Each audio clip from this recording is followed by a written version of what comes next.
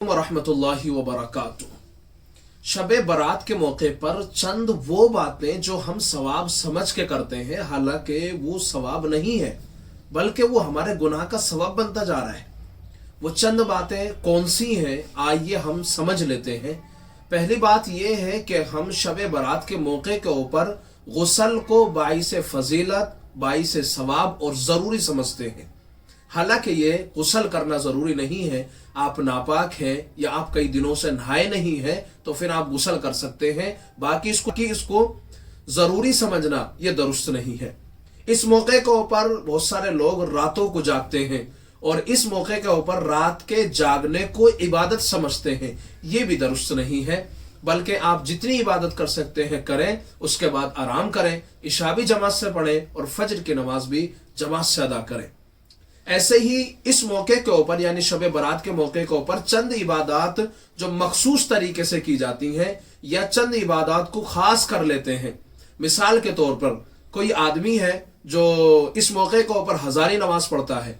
ये हजारी नमाज पढ़ना तो हुजूर सल्लल्लाहु अलैहि वसल्लम से साबित ही नहीं है। ये हजारी नमाज क्या है?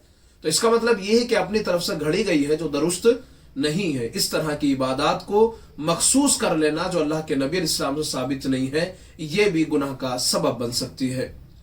इनफिरादी इबादत को इज्तिमाई शक्ल में लेके जाना, जैसे सलात तस्बीह की नमाज है, वो इनफिरादी तौर पे है, अलग अलग है, लेकिन हम लोगों में से बाज़ लोग वो हैं जो एक इमामत के साथ में इस जमात को करा देते हैं।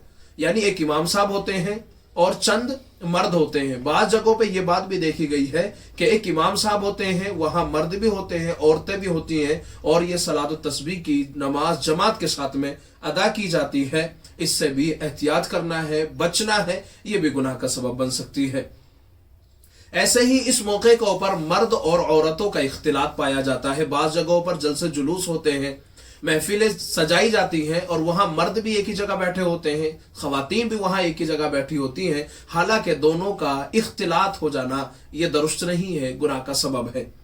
इस मौके के ऊपर हलवे मांडे बनाए जाते हैं और उसको जरूरी भी समझा जाता है। जो नहीं करता है उसको लान तान की जाती है, बुरा समझा जाता है, गालियां दी जाती हैं। ऐसा करना यकीनन गुनाह का सबब बन सकता है, तो इसको जरूरी नहीं समझना है। आतिशबाजी, चरागा करना, ऐसे मौके के ऊपर बहुत सारी जगहों पर यह देखने में मिलता है। आतिशबाजी भी कर लेते हैं और कब्रिस्तान में जाने के बाद में खूब चिरागा करते हैं और कब्रिस्तान में जाकर के खूब मोमबत्तियां जलाते हैं, रोशनियां करते हैं, फूल बरसाते हैं। यह बिल्कुल भी दुरुस्त नहीं है। हुजूर अकरम सल्लल्लाहु अलैहि वसल्लम से यह साबित ही नहीं है। ऐसे ही बेवा खवातीन का अपने मुर्दा शोहरों के लिए इस मौके के ऊपर तैयार होना कि हमारे शोहर हमारे घरों में आएंगे और हम उनको तैयार होकर के दिखाएंगे, ये अकीदा रखना दुरुस्त नहीं है। मुर्दे घरों में वापस नहीं आते।